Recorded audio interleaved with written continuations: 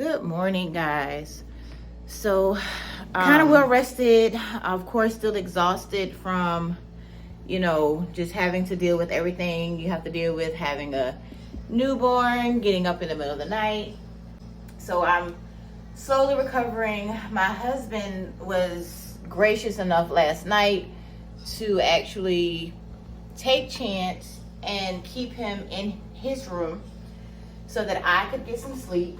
And it was amazing, guys. I can't even tell you how great it was to actually be able to sleep in and not have to worry about making a bottle, getting up, changing diapers. So that was really amazing, and I'm so thankful that he gave me that time to rest. I am, for some reason, still kind of exhausted, and it just comes from months of not properly sleeping, and I'm trying to make up for it, but my body is definitely telling me that I need to rest. Like, I feel like I'm not breaking down, but breaking down physically, and I need to take the time to kind of like get myself back to normal. And I know that, it took me, at this point, 6 months to get there, and it's gonna take time for me to get back to feeling normal again. But I've learned that in going through all of this, that you literally have to take time for yourself. And there isn't enough time in the day to really give me the time that I need. I've got to force the time for myself, and I'm seeing that. I really am. I'm really seeing that I've got to force time for myself no matter what is going on around me. And this week, I actually took a break.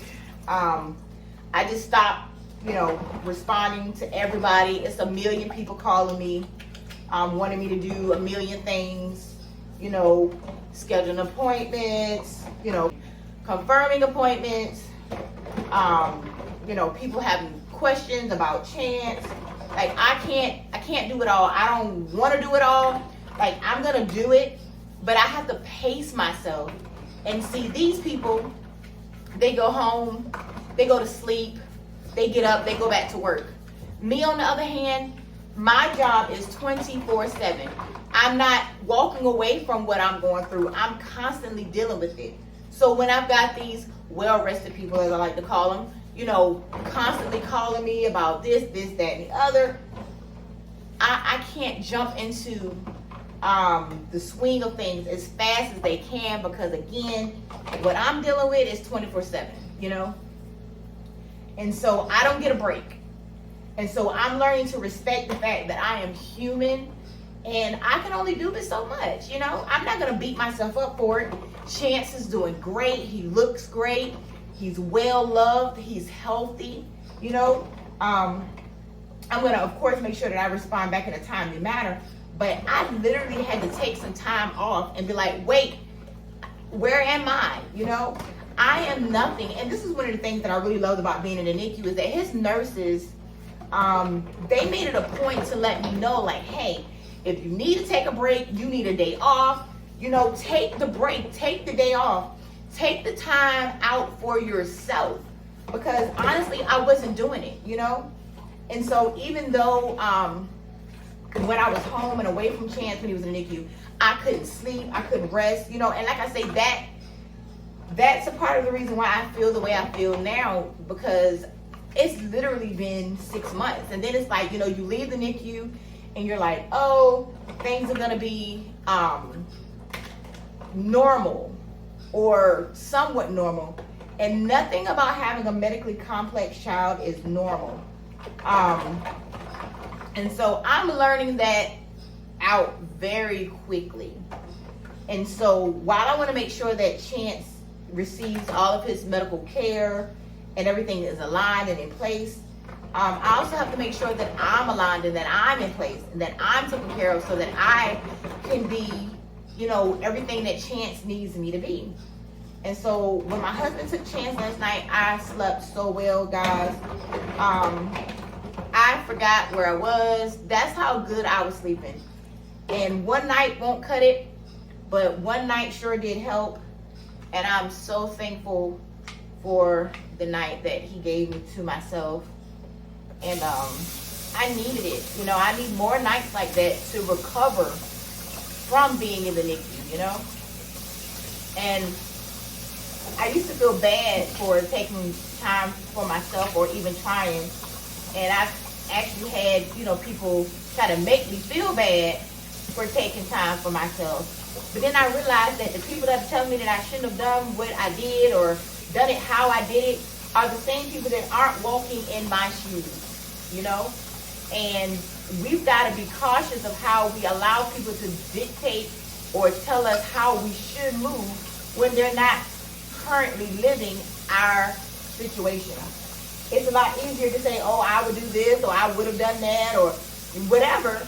But at the end of the day, everybody is different. Everybody's stress level and tolerance is different.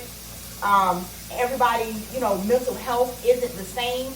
And so you literally have to listen to your body, listen to yourself, listen to your mind, and figure out, okay, well, this is going to work or that's not going to work. But at the end of the day, you have to take the time to figure out what works for you. Nobody can tell you that. Every situation, every preemie story is different. And I've learned that from, you know, watching Lola with Braylon, the preemie warrior, and family. I've learned that, you know, every scenario is different. And so one thing I always praise Lola for is that she makes it look so easy. She does the dang thing. Like, she's inspirational to me, you know. And of course, Lola has been doing it longer than I think Braylon is, don't quote me, you have to go follow. I want to say Braylon is 4 maybe, so she's got some years of experience on me.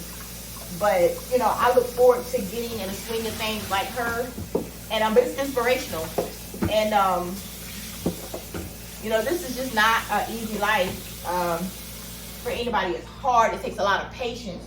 And if you're someone like myself who didn't necessarily have a lot of patience, then the process is even harder for you to get there because you're having to learn something that you haven't always had.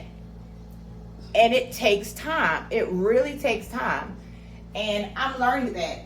I'm not going to beat myself up for, you know, not perfecting having a micropreemie.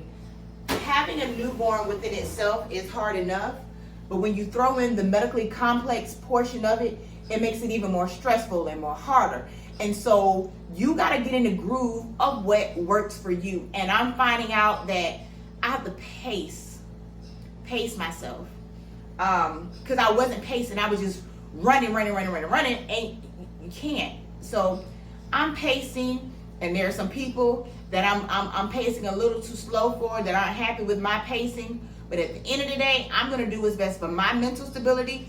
So one of the great things this morning was that I woke up and my husband had my coffee prepared for me. Guys, ugh.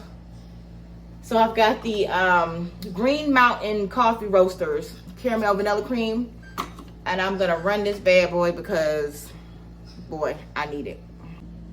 And I'm still running a little behind today. Like I woke up, washed the bottles, so those are drying. I gotta make the milk. I was able to feed my daughter. Chance is resting. He's been fed, changed. Hopefully he'll stay asleep for a little while and allow me to get a couple of things done. Hopefully, we'll see. But I'm just gonna pace myself today. I don't know. I want to go out of the house, but I'm not really sure. Even that is a process. So we'll see what it looks like. Today's Saturday. I don't know. I typically don't like to go out on the weekends because there's so many people out on the weekends. I prefer to go during the week early, but I didn't go out this week, so we'll see. I was wondering why my Keurig machine was not making my coffee for me. I'm going to find out it's low on water. So we use this thing a lot. And I really wasn't a coffee drinker like that. I started drinking coffee in the NICU. And it's been like saving grace these days. So I don't drink a cup every day. But sometimes my body is just like, you need a cup of coffee. So I have to make me a cup of coffee. And this machine was actually inside of the Ronald McDonald House. Let's see. Okay. And so that's where I fell in love with the Keurig machine. Start. Woo, the smell of some fresh coffee, guys, is so amazing. And of course, when I did drink coffee, I would always tell people that I don't really drink coffee. I drink creamer and sugar because I use a lot of creamer and a lot of sugar on my coffee. This right here has become one of my favorite creamers. This is almond creamer, dairy free. My husband found this and we've been using it ever since. Why isn't it working? What is happening? Am I missing something? My machine isn't working right. Let's see what's going on with it. Okay, 12 ounce start. Oh my gosh. Okay, pick it up, put it down. Boop. It's flashing at me. Okay, cool. I want 12 ounces. I want it strong. Let's go. Woo! Just like that, y'all. It's going. But, yeah. Extremely. Ooh. The smell of fresh coffee is so amazing. Hopefully this will give me the pick-me-up that I need. Because I definitely need a pick-me-up this morning. I haven't eaten yet. It's 12:32 p.m. I've not eaten, guys. Probably shouldn't drink the coffee without food. I don't know what I'm going to make myself for breakfast. As usual, I've taken care of everybody else. And I just fall by the wayside. But I'm, like I say, I'm working on it. So I'll keep you all posted about our day. And I'll be back.